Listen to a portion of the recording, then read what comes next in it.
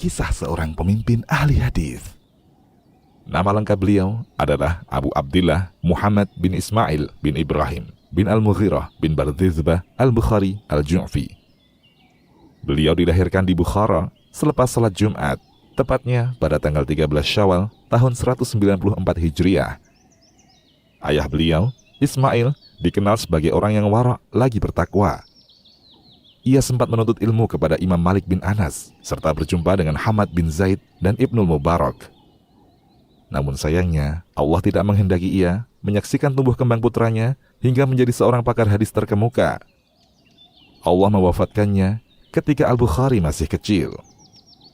Sehingga, tidak seperti beberapa ulama lainnya, Imam Al-Bukhari tidak sempat merasakan asuhan dan bimbingan keilmuan dari sang ayah karena statusnya yang yatim.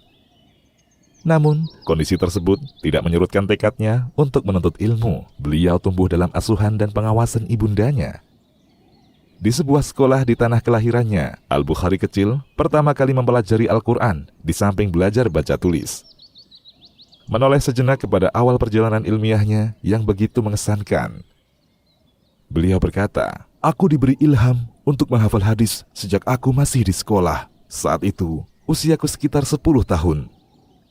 Hingga aku keluar dari sekolah pada usia 10 tahun, aku mulai belajar kepada Ad-Dakhili dan juga kepada selainnya. Suatu saat, beliau membacakan satu hadis di hadapan orang-orang dengan sanadnya.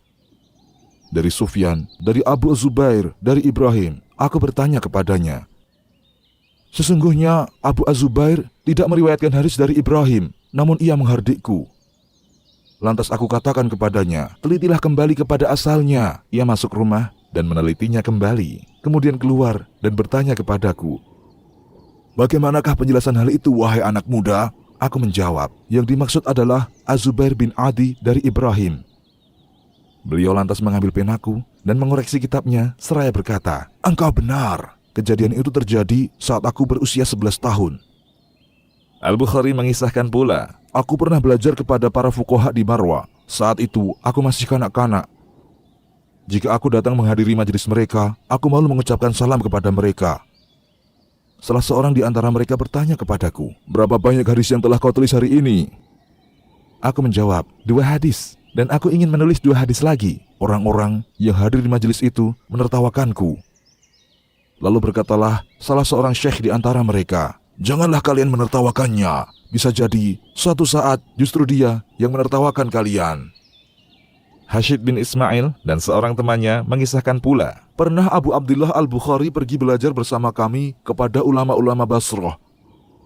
Saat itu ia masih sangat muda dan ia tidak pernah mencatat hingga satu ketika kami menegurnya. Sesungguhnya engkau pergi belajar bersama kami, namun engkau tidak pernah mencatat apa saja yang engkau kerjakan? 6 hari setelah kejadian itu ia berkata kepada kami, sesungguhnya kalian berdua telah berulang kali menegurku. Sekarang tunjukkanlah apa yang telah kalian catat. Kami pun menunjukkan catatan kami kepadanya, dan ia justru menambahkan 15.000 hadis lagi pada catatan kami. Kemudian membacakan seluruh hadis-hadis tersebut dengan hafalannya. Sehingga justru kami mengoreksi catatan kami yang sebelumnya dengan merujuk pada hafalannya. Ia berkata kepada kami, apakah menurut kalian aku pergi untuk sesuatu yang sia-sia dan aku menyia-nyiakan hari-hariku? Kami pun tersadar, tidak ada seorang pun yang mampu mengunggulinya. Tentang kehebatan daya hafalnya ini, 10 ulama Basrah pernah sengaja mengujinya. Masing-masing mereka melemparkan pertanyaan pada Al-Bukhari tentang 10 hadis yang telah dibulak-balik sanad dan matanya. Sehingga semuanya berjumlah 100 hadis. Ternyata beliau mampu mengembalikan sanad serta matan hadis masing-masing ulama tersebut sesuai urutannya yang benar hanya dengan sekali dengar. Sebagaimana yang beliau akui bahwa beliau mampu menghafal 200.000 hadis sahih serta 200.000 hadis yang tidak sahih berikut dengan sanad-sanadnya tanpa keliru sedikit pun. Demikianlah sosok Al-Bukhari. Sejak kecil, cikal bakal ulama serta bakat keilmuannya telah nampak. Pada usia 16 tahun, beliau telah hafal kitab karangan Imam Waqi' dan Ibnul Mubarak. Kemudian menginjak usia 17 tahun, beliau telah dipercaya oleh salah seorang gurunya, Muhammad bin Salam Al-Baikandi, untuk mengoreksi karangan-karangannya. Pada usia yang sama, beliau telah menjadi sumber rujukan hadis bagi tokoh-tokoh agama di Basrah. Tentunya, semua itu tidak beliau peroleh dengan berpangku tangan dan usaha yang sedikit. Selain menimba ilmu dari para ulama di tanah kelahirannya, beliau juga berulang kali mengembara ke negeri orang untuk memperbanyak perbendaharaan riwayat hadis. Di samping untuk bertemu langsung dengan sanad hadis dan menimba ilmu dari ulama di setiap daerah yang ia kunjungi. Di antaranya adalah Khurasan, Balkh, Naisabur, Irak, Baghdad, Basrah, Kufah, dan Al-Jazirah, yakni Sungai Eufrat dan Al-Furat. Ketika ia menunaikan ibadah haji bersama ibu dan saudaranya, beliau juga memanfaatkan momen tersebut untuk menimba ilmu dari ulama Hijaz. Selama 6 tahun lamanya, beliau hilir mudik menuntut ilmu di tanah haram dan daerah sekitarnya. Di sela-sela keberadaannya di tanah haram, beliau mengarang kitab tarikhnya, At-Tarikhul Kabir, di sisi kubur Nabi. Ketika itu, umur beliau baru 18 tahun, lalu beliau berpindah ke Mesir untuk kemudian kembali ke Bukhara. Beliau memanfaatkan kesempatan di sela-sela perjalanannya menuju kampung halamannya dengan menimba ilmu dari ulama daerah yang ia lewati, seperti Syam dan Irak. Hingga tidak mengherankan jika bilangan guru beliau mencapai 1080 orang. Di antara ulama yang pernah mengajar beliau adalah Abdullah bin Muhammad al-Musnadi, Maki bin Ibrahim, Muhammad bin Salam al-Baikandi, Abdullah bin Yusuf, Muhammad bin Yusuf al-Firyabi, Abu Nu'aim al-Fadl, Muhammad bin al-Bashar Bundar, Abu Asim al-Dhahak, Abdullah bin Az-Zubair al-Humaidi, Muhammad bin Yahya al-Zuhli, dan masih banyak lagi.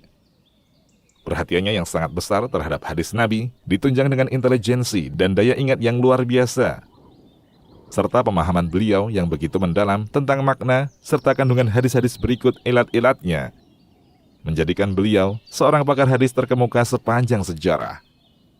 Kelebihan-kelebihan yang melekat pada pribadi beliau ini begitu menarik minat para penuntut ilmu untuk senantiasa menghadiri majelisnya.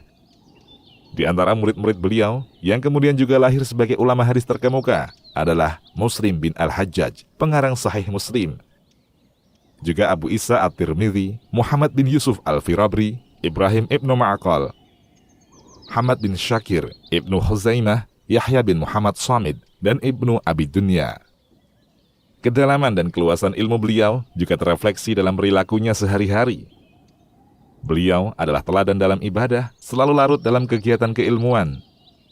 Juga masyhur sebagai ulama berbudi pekerti luhur, sangat warok lagi pemaaf, tidak suka menyibukkan diri dengan hal-hal duniawi. Beliau begitu teliti dan hati-hati dalam bicara, sampai dalam masalah jarh dan ta'dil seorang rawi yang menurutnya lemah, beliau tetap memilih kata-kata lembut semisal mungkarul hadis, fi hadithihi nazar, atau sakatu anhu. Sangat jarang beliau menggunakan ungkapan-ungkapan terlalu keras semisal rawi itu seorang pendusta atau pemalsu hadis. Beliau berkata, "Aku berharap menjumpai Allah dan ia tidak menghukumku karena aku menghibah seseorang."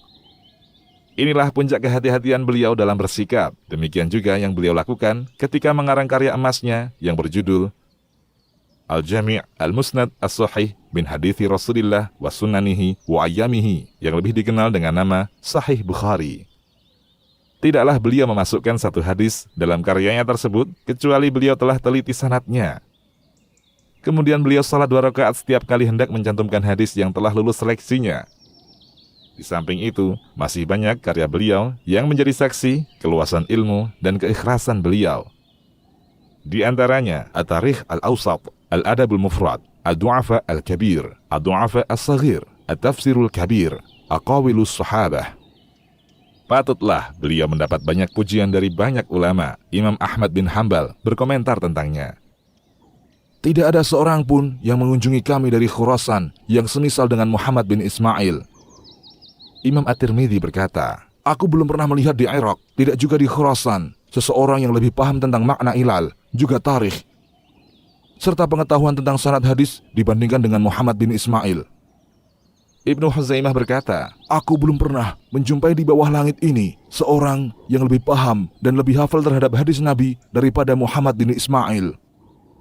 Namun demikian, kemuliaan derajat yang beliau peroleh karena keluasan ilmu yang beliau kuasai tak urung mengundang dengki sebagian orang. Fitnah yang menimpa beliau bermula ketika seorang laki-laki dari Naisabur melontarkan pertanyaan kepada beliau seputar lafdzu bil Quran. Beliau menjawab, "Al-Quran adalah kalamullah, bukan makhluk, sedangkan perbuatan hamba seluruhnya adalah makhluk." Jawaban beliau ini disalahpahami oleh sebagian orang yang dengki terhadapnya. Mereka menyebarkan tuduhan terhadapnya. Bahkan di antara mereka, ada yang mengkafirkan beliau. Masalah pelik itu terus meluas. Puncaknya, ketika seorang ulama Naisabur, Muhammad bin Yahya al-Zuhli, melarang orang-orang menghadiri majelis Al-Bukhari, serta mengabarkan kepada setiap orang yang mengambil riwayat dari beliau tentang kecacatan akidahnya. Hingga orang-orang pun meninggalkannya. Tidak ada seorang pun yang sudi lagi menghadiri majelisnya, kecuali Muslim bin Al-Hajjaj dan Ahmad bin Salamah. Beliau menghadapi ujian itu dengan keteguhan seorang ulama, serta tidak membalas perlakuan buruk orang-orang yang zalim terhadapnya. Ketika fitnah itu terus berlanjut, hingga beliau merasakan sempitnya bumi yang beliau pijak, beliau berdoa kepada Allah agar menyelamatkan beliau dari ujian tersebut dengan menjemput arwahnya ke sisinya. Sebulan setelah itu, beliau wafat di sebuah desa bernama Khartang, tepatnya pada malam Idul Fitri tahun 254 Hijriah. Ketika itu, beliau berumur 62 tahun. Semoga Allah senantiasa merahmati beliau dengan limpahan rahmat yang luas. Demikian, Allahu a'lam.